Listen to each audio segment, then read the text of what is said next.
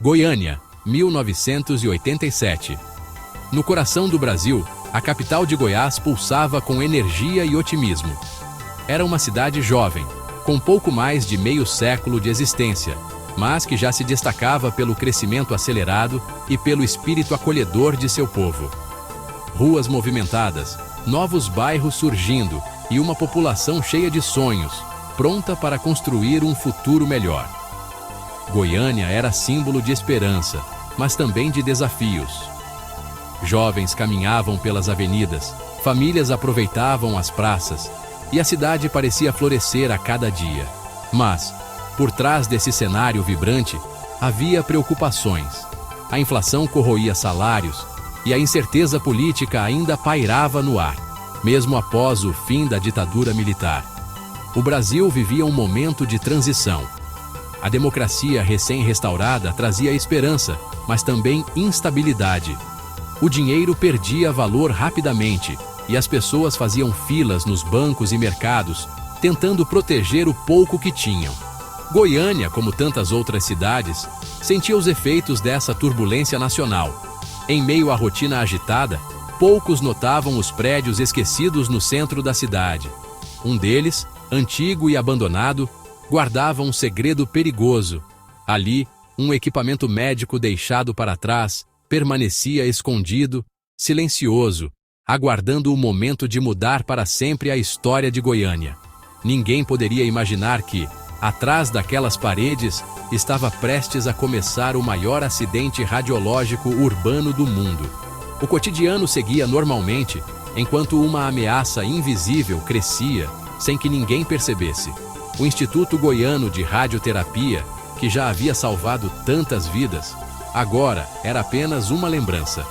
O aparelho de radioterapia, esquecido e sem manutenção, transformava o prédio em uma verdadeira bomba-relógio, prestes a explodir em tragédia.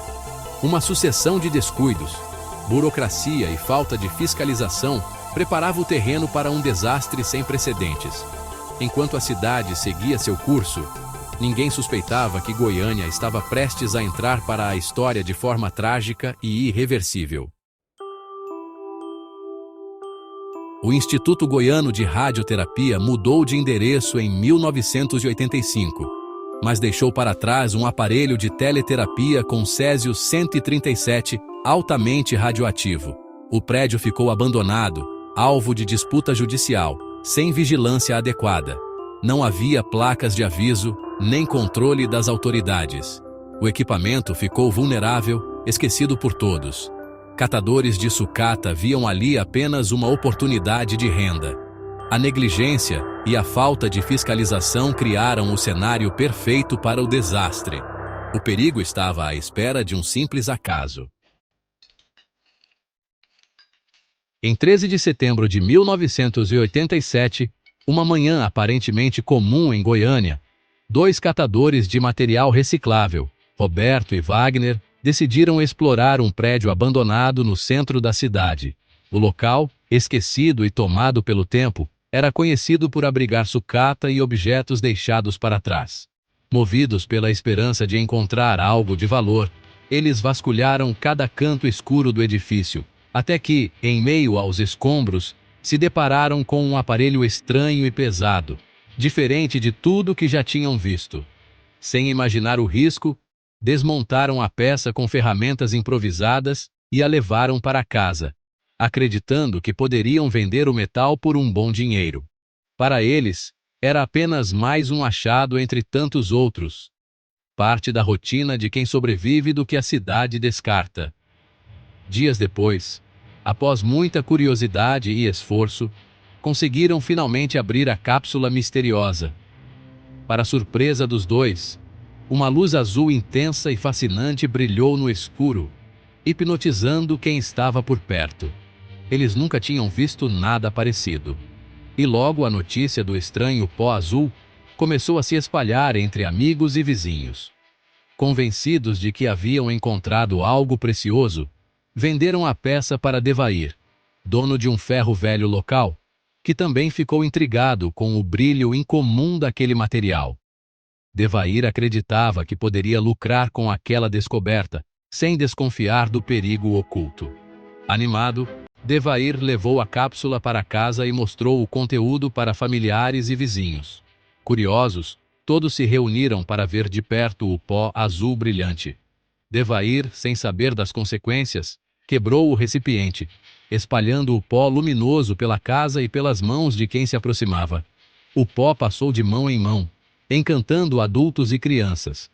Muitos acreditavam que era algo mágico, um tesouro raro, e alguns até tentaram usar o pó para enfeitar objetos pessoais, sem imaginar o perigo invisível que carregavam. Ninguém fazia ideia de que estavam lidando com um veneno silencioso, uma ameaça que não podia ser vista, sentida ou cheirada.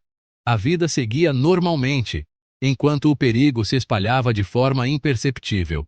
Assim, sem alarde, a tragédia começou a se espalhar pela comunidade, mudando para sempre a história de Goiânia e de todos que tiveram contato com aquele misterioso pó azul. O pó azul logo se espalhou por casas, roupas, brinquedos e até alimentos. Leide das Neves, de 6 anos, brincou com o pó, tornando-se símbolo da tragédia.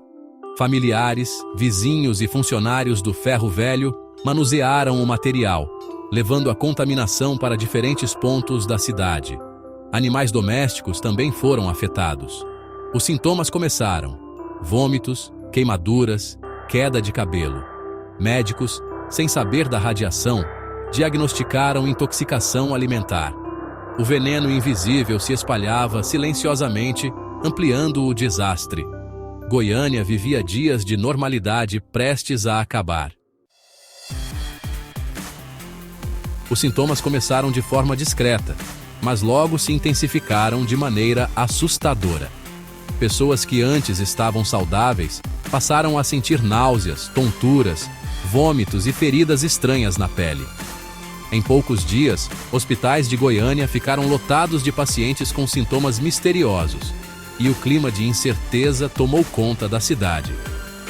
Médicos e enfermeiros se viam diante de um quadro que não conseguiam explicar, aumentando ainda mais a tensão. Maria Gabriela, esposa de Devair, foi uma das primeiras a perceber que havia algo errado. Ela notou que o estranho pó azul, que parecia inofensivo, estava presente em todos os lugares onde as pessoas adoeciam. Desconfiada, começou a ligar os sintomas ao contato com aquele material misterioso, que brilhava no escuro e despertava curiosidade, mas também medo. Em 28 de setembro, movida pela preocupação com a saúde da família e dos vizinhos, Maria Gabriela decidiu agir. Ela levou o material à vigilância sanitária, mesmo sem saber dos riscos, expondo-se ainda mais à radiação. Seu gesto foi fundamental para que as autoridades começassem a investigar o caso. O médico que recebeu o pó azul ficou alarmado ao perceber que se tratava de algo fora do comum. Ele suspeitou imediatamente de uma substância perigosa, talvez tóxica ou radioativa, e alertou outros profissionais de saúde sobre a gravidade da situação. O pânico se espalhou rapidamente. Rumores sobre uma doença misteriosa começaram a circular pelas ruas, alimentados por manchetes alarmantes nos jornais e conversas preocupadas entre vizinhos. A população, sem respostas, mergulhou em um clima de medo e desconfiança. A chegada do material contaminado às mãos das autoridades marcou um ponto de virada. Agora, especialistas em saúde pública e agentes do governo estavam envolvidos, tentando entender a origem e o alcance do problema. A busca por respostas se intensificou, mas para muitas famílias já era tarde demais. O medo e a incerteza tomaram conta dos lares, enquanto enfermeiros e médicos tentavam acalmar a população e explicar o que estava acontecendo. O medo do desconhecido paralisava Goiânia. Ruas antes movimentadas ficaram vazias e o silêncio tomou conta dos bairros. A cidade parecia suspensa no tempo, aguardando respostas que pareciam não chegar. Enquanto isso, equipes de emergência corriam contra o tempo, usando roupas de proteção e tentando conter o avanço do inimigo invisível. Ambulâncias e viaturas circulavam sem parar, e a sensação era de que toda a cidade estava em alerta máximo, lutando para sobreviver diante de um perigo que ninguém conseguia ver, mas todos sentiam. O físico Walter Mendes confirmou a radiação com 1 cintilômetro na vigilância sanitária. Áreas contaminadas foram isoladas imediatamente. A QUENEM e equipes especializadas chegaram a Goiânia, trazendo trajes de proteção e equipamentos. O Estádio Olímpico virou centro de triagem, onde milhares foram examinados. Mais de 112 mil pessoas foram monitoradas. A médica Maria Paula Curado organizou o atendimento, evitando que o desastre se espalhasse ainda mais. A cidade mergulhou no pânico, mas a resposta emergencial começava a conter o caos. Era uma batalha contra o tempo e a radiação. Leide das Neves, a menina que brincou com o pó azul, tornou-se o rosto da tragédia. Ela morreu em outubro de 1987, vítima da radiação. Sua tia Maria Gabriela também não resistiu. 2 funcionários do Ferro Velho morreram dias antes. O enterro das vítimas foi marcado por medo e protestos da população. Sobreviventes, como Devair, viveram com sequelas físicas e emocionais. A tragédia destruiu famílias e deixou cicatrizes profundas em Goiânia. Começou a descontaminação.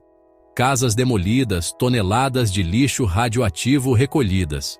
O material foi enterrado em Abadia de Goiás, em repositórios especiais. Instituições como a Suleide e o Cara foram criadas para cuidar das vítimas. Centenas de pessoas seguem monitoradas até hoje. O acidente forçou mudanças nas leis e protocolos de segurança nuclear no Brasil. A CNEM aprimorou o controle e fiscalização de materiais radioativos. Goiânia virou estudo de caso mundial sobre responsabilidade e prevenção. O legado é de vigilância e aprendizado doloroso. Décadas depois, Goiânia ainda carrega as marcas do acidente. Terrenos vazios e memoriais lembram o desastre. Sobreviventes lutam por direitos e pela memória das vítimas. A tragédia virou tema de séries e filmes, alertando novas gerações. O caso ensina sobre responsabilidade e os riscos da negligência. A tecnologia exige vigilância e cultura de segurança. O brilho azul do Césio 137 é um alerta permanente. Que nunca esqueçamos o preço da imprudência.